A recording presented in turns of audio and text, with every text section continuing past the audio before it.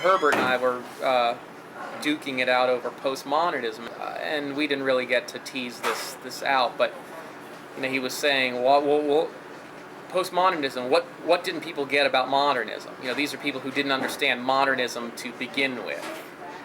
And what we didn't get a chance to talk about is the idea that, to me, postmodernism is not a discontinuous leap or jump from modernism. It's just a particular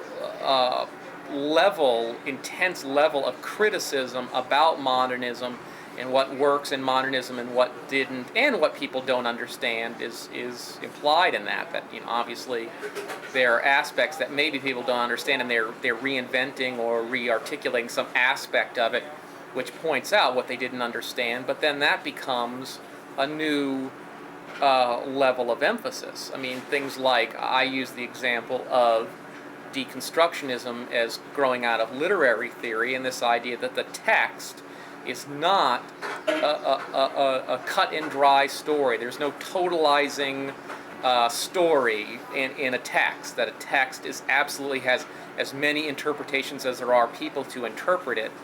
And he said, well, that was part of modernism. What didn't people understand? Well, that wasn't, to me, a big part of modernism is the implication of the idea that texts are about what they say they're about, and that language is very much coupled to things in a very direct way.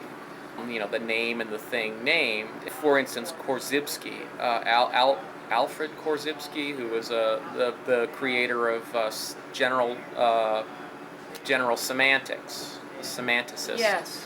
And he is responsible for those famous sayings, the map is not the territory, the name is not the thing named. Well, he posited these things in the 1960s, so obviously you could say, well, that's the seeds of postmodernism. People like Derrida and all these people picked up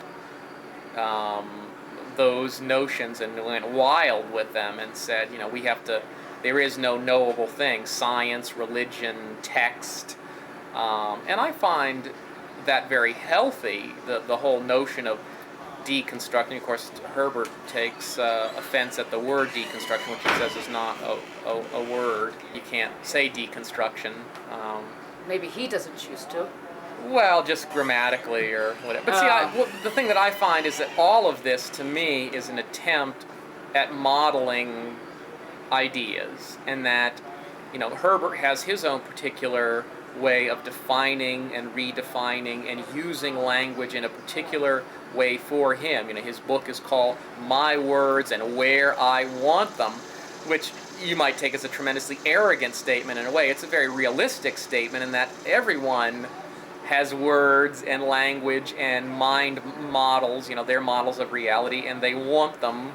I mean, Bateson, who I'm a big fan of Gregory Bateson's ideas, and Bateson was also someone who took exception to a lot of words and the way people were using words and repurposing words in ways that he thought were non-rigorous. But then he created a bunch of words which he tweaked the definitions of these words to fit his particular way, his particular mind model. So, for instance, I get into this thing all the time where I'm talking about things on a computer network or whatever, and I use the term mind in this very specific way that Gregory Bateson used the word mind, which is not the popular. It's not how most people think of the word mind. What they hear when you say it. Yes, and even if I preface it by saying Gregory Bateson's specific definition of mind, see Steps to an Ecology of Mind, pages 102 through 104, and it's still, people immediately say, what the hell are you talking about? And a mind is a brain, and they go with these common conceptions of what mind is. And so there's a problem when you are repurposing language as it's commonly used, common sense language versus these structures of language that intellectuals or people who are trying to create a mind model that is somehow different. I'm a big fan of the cyberneticist Stafford Beer has this this statement which absolutely redefined the way that I looked at everything, which is models are not true or false; they are more or less useful. I like that. So that's what we're talking about is comparing models and finding ones that are more or less useful. And obviously, that still has to exist within the context in which we're talking, which becomes very problematic because contexts are nested, and you don't know if you're talking about the local context of Gesundheit or the local context of the local. West Virginia has the local community has a dramatically different context, and nationally and internationally and whatever.